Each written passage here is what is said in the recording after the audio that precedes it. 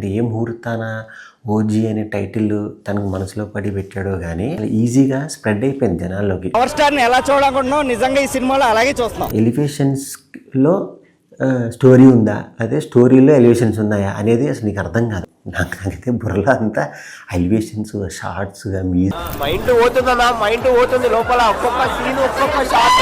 త్రివిక్రమ్ గారి డైలాగ్ ఉంటుంది, జబ్బుల్లో చేతులు పెట్టుకుని ఎటు వెళ్తారో నాకు తెలియట్లేదు. రియల్ టైంలో అనుభవం అయింది. మహావీర్ నరసింహ అవతార సినిమా వచ్చింది. ఆ నరసింహ అవతారము ఒక మానవ రూపం ఎత్తితే అది ఎలా ఉంటుంది అనేది థియేటర్లో చూడాలంటే మాత్రం ఓజీ అనే సినిమా చూడాలి. పవన్ కళ్యాణ్ గారిని చూస్తుంటే నాకు నరసింహస్వామిని చూస్తుంటే అనిపించింది. ఈ నవరాత్రులు జనరల్గా ఏంటంటే పూనకాలు వస్తుంటాయి, అమ్మవారి పుందని. థియేటర్లో ఉన్న ఆడియన్స్ కానీ ఫ్యాన్స్కి కానీ ఎవరికైనా సరే ఈ నవరాత్రులు ఎస్పెషల్లీ పవన్ కళ్యాణ్ పూణే రద్దే.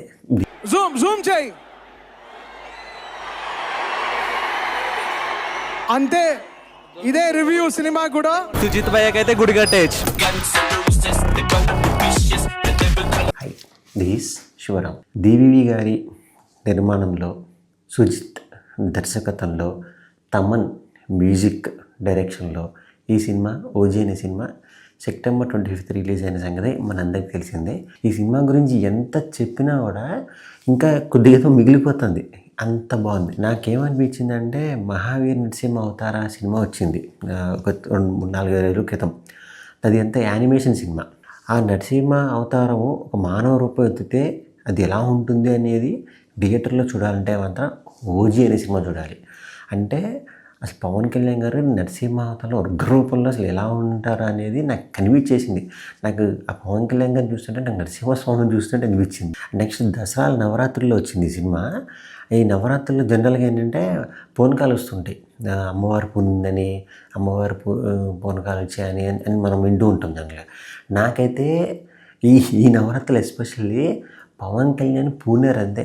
థియేటర్లో ఉన్న ఆడియన్స్ కానీ ఫ్యాన్స్కి కానీ ఎవరికైనా సరే అసలు బయటికి వచ్చిన తర్వాత అసలు నాకు తెలిసి ఒక వారం రోజులు నీకు చుట్టూ నీకు ఆరా ఉంటుంది. సో ఆరా అంతా పవన్ కళ్యాణ్ గారి బీజిఎమ్స్, ఆయన కత్తి షాట్స్, ఆయన వాకింగ్ స్టైల్స్, ఆయన కత్తి తిప్పడం, ఇవే నీకు అసలు బుర్రలు తిరుగుతూ ఉంటాయి. అంటే ఏ ముహూర్తాన ఓజీ అనే టైటిల్ తనకు మనసులో పడి పెట్టాడో కానీ అసలు టైటిల్ కూడా బాగా క్యాచీగా ఉంది. అంటే ప్రతి వాళ్ళకి ఈజీగా ఓజీ అనే టైటిల్ చాలా ఈజీగా అర్థం చేసుకునేలాగా చాలా ఈజీగా స్ప్రెడ్ అయిపోయింది జనాల్లోకి. ఎక్కడ ఇవ్వాలి, ఎంత ఇవ్వాలి, ఎంత బీట్ ఇవ్వాలి, ఎంత ఫ్రీక్వెన్సీ ఇవ్వాలి అనేది ఎక్స్ట్రాడినరీగా ఇచ్చారనమాట తమన్ గారు. ఎడిటర్ గారు కూడా, నవీన్ నూలి గారు కూడా అసలు దండం పెట్టచ్చు, అంత బాగా చేశారు. ఎలివేషన్స్లో స్టోరీ ఉందా, అదే స్టోరీలో ఎలివేషన్స్ ఉన్నాయా అనేది అసలు నీకు అర్థం కాదు. నాకైతే బుర్రలో అంతా ఎలివేషన్స్, షార్ట్స్, మ్యూజిక్ అవే ఉన్నాయి. అందుకని నేను తడబడుతున్నా. సుజిత్ గారు, పవన్ కళ్యాణ్ అసలు ఆల్రెడీ పవన్ కళ్యాణ్ గారు అంటే ఆ లెవెల్ అసలు ఆయన ఇంకెక్కడికో తీసుకెళ్లారు.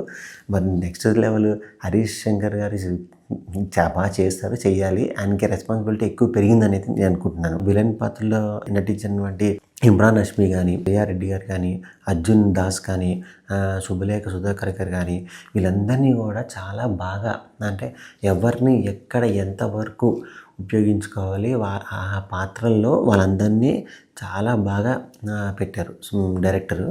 అందరూ బాంబే నుంచి వదిలేసి వెళ్ళిపోయారు అంటారు, కానీ అసలు ఎందుకు వెళ్ళాడు అనేది పాయింట్ కూడా చివరిదాకా సస్పెన్స్ని మెయింటైన్ చేసి చూపించడంలో కూడా డైరెక్టర్ గారు నిజంగా సక్సెస్ సాధించారని చెప్పాలి. సో నేను వైలెన్స్ ఎక్కువ ఉందని నేను నెగిటివ్గా చెప్పట్లేదు, కానీ వైలెన్స్ ఎక్కువ ఉంది. ఆ పక్కన ఒక ఫ్యామిలీ కూర్చుంది, ఆ పిల్లడు ఉన్నాడు, 7th క్లాస్ 8th క్లాస్ చదువుతున్నాడు. వాడు అసలు ఇంటర్వెల్లో ఊగిపోతున్నాడు, ఓజీ అని కత్తిలో పెడతా అని అది చిన్న స్టిక్ తెచ్చుకున్నాడు, వాడు అసలు ఊగిపోతున్నాడు. సో ఆ పిల్లల మీద చాలా ఇంపాక్ట్ ఉంటుందన్నమాట. నేనైతే దీన్ని నెగిటివ్గా చెప్పట్లేదు. యాక్చువల్లీ అలాంటి పిల్లలకి మనం కూడా మార్షల్ ఆర్ట్స్ నేర్చుకోవాలి. మార్షల్ ఆర్ట్స్ నేర్చుకుంటే మనకి ఆ పవర్ వస్తుంది అనేది ఒకటి నాకు అర్థమైంది.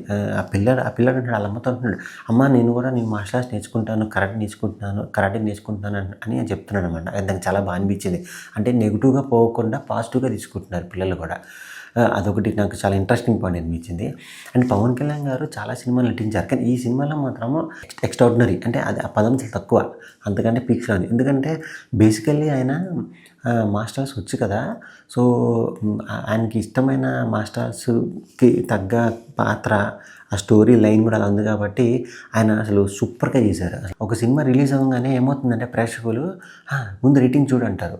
ఎవడెవడో 5కి 2 అంటాడు, ఒకడు 5కి 3 అంటాడు. అసలు 5కి 2, 2.5 అనగానే వాడు ఫిక్స్ అయిపోతాడు. సినిమా బ్రో ఏం వాలేదంటరా, ఫ్లాప్ అంట, పెద్ద సీన్ ఏం లేదు అని ఇంక వీడు ఓన్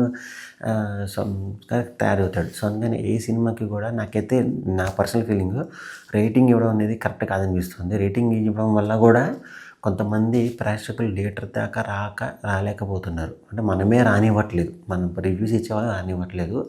సో రేటింగ్ ఇవ్వడం అనేది నాకు కొద్దిగా నచ్చదు. అందుకని నేను ఈ సినిమా కాదు ఇంక ముందు రాబోయే సినిమాలకు కూడా రేటింగ్ ఇవ్వను.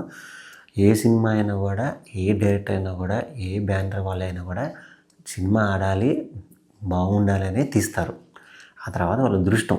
సో అంత మాత్రం మనం ఏమి వాళ్ళని తక్కువ చేసో వాళ్ళని మంచి కాదని మనం మాట్లాడకూడదని నేను అనుకుంటున్నాను. మొత్తం మీద నా రివ్యూ మీకు నచ్చితే కనుక లైక్ చేయండి. మరీ రాబోయే సినిమాల్లో మళ్ళీ ఇలానే రివ్యూస్ ఇస్తూ ఉన్నాను. So this is Shivaram signing of.